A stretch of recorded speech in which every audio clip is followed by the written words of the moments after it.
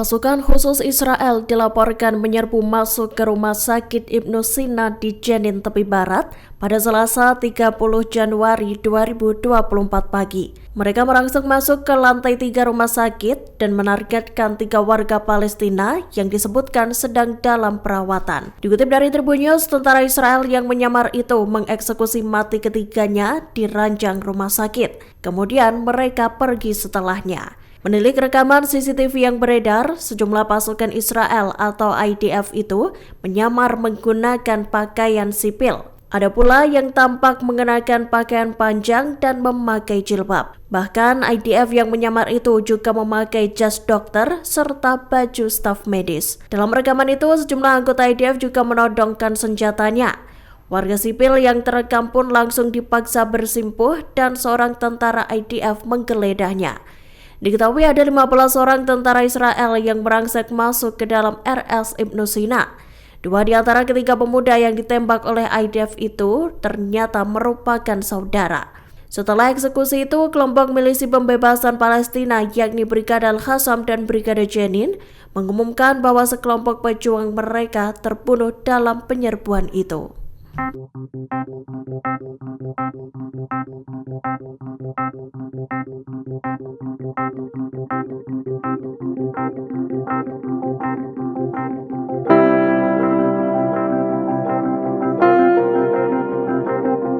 Israel memulangkan ratusan jenazah warga Palestina yang sebelumnya dicuri dari berbagai daerah di Gaza.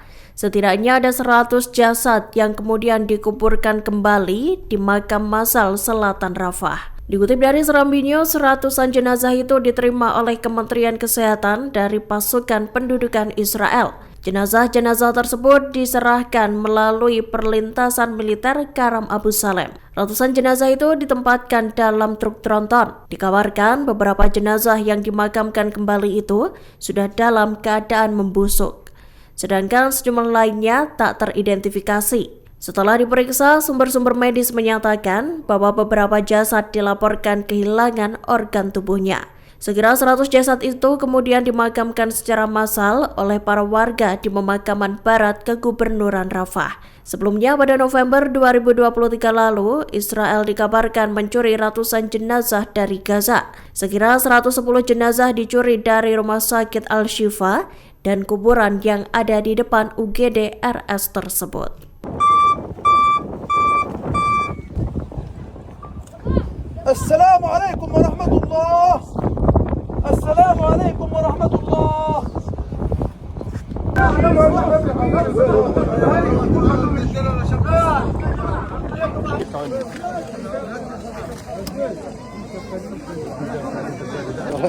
امسك معاه جوالك يا راجل. وش يسوي الجوال؟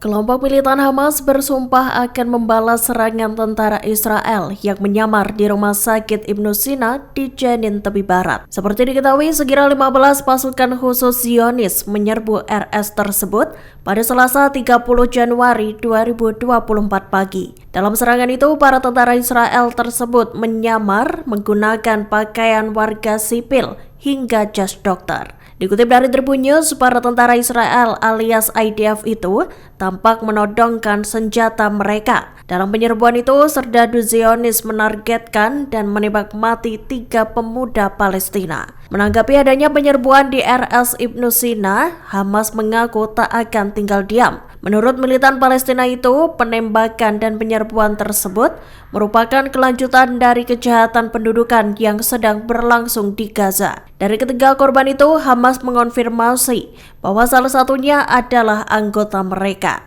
Sementara satu orang adalah anggota batalion Jenin dan lainnya merupakan seorang pejuang Palestina. Dilaporkan ketiga pemuda yang menjadi korban itu adalah Muhammad Jalamneh serta 2 saudara laki-laki Basil, dan Muhammad Al-Ghazawi.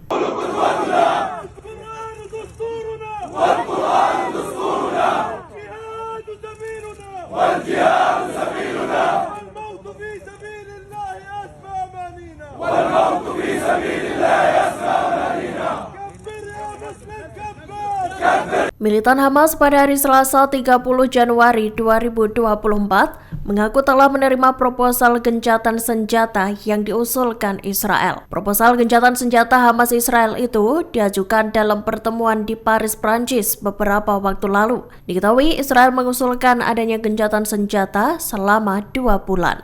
Dikutip dari Tribun News, pemimpin Hamas yakni Ismail Haniyeh mengatakan pihaknya tengah mempelajari proposal tersebut. Ia mengungkapkan Hamas tetap terbuka akan perundingan yang meliputi gencatan senjata, pertukaran sandera, dan proses pembangunan kembali jalur Gaza.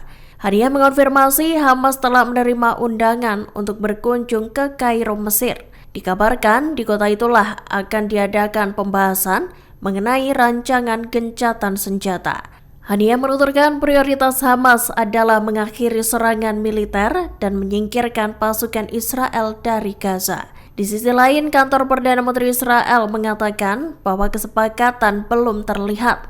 Selain itu, menurut mereka, permintaan Hamas tak bisa diterima. Bahkan Menteri Keamanan Nasional Israel Itamar Ben-Gvir mengancam akan menjatuhkan pemerintahan jika usulan gencatan senjata itu disetujui.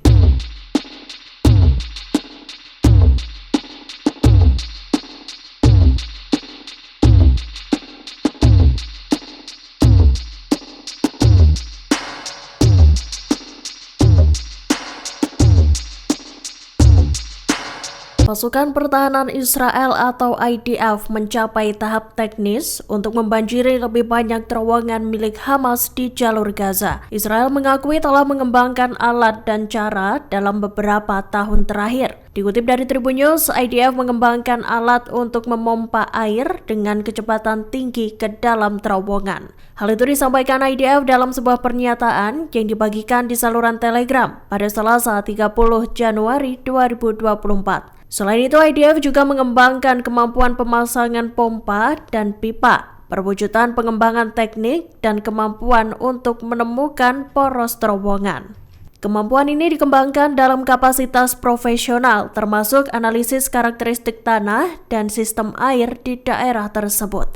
Disebutkan pemompaan air hanya dilakukan pada rute terowongan dan lokasi yang sesuai. Sebagai informasi, IDF telah membanjiri sejumlah terowongan di jalur Gaza dengan air laut selama beberapa minggu terakhir. IDF menganggap proses pemompaan air ke dalam terowongan merupakan langkah penting untuk menghadapi militan Hamas.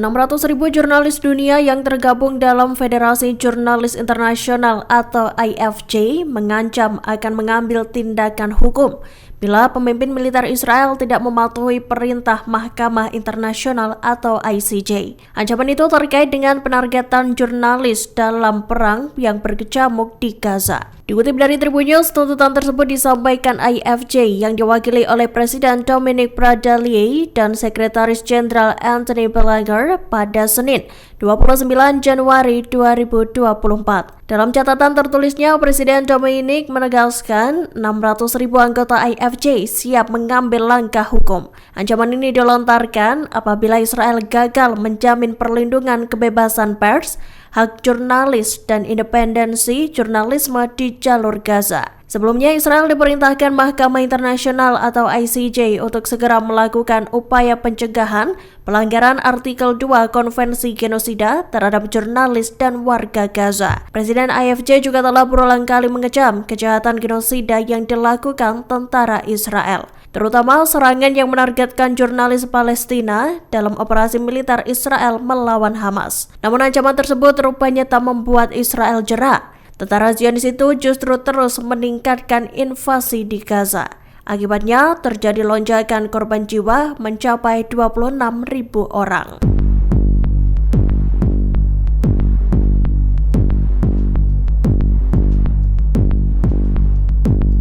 Download Tribun X sekarang, menghadirkan lokal menjadi Indonesia.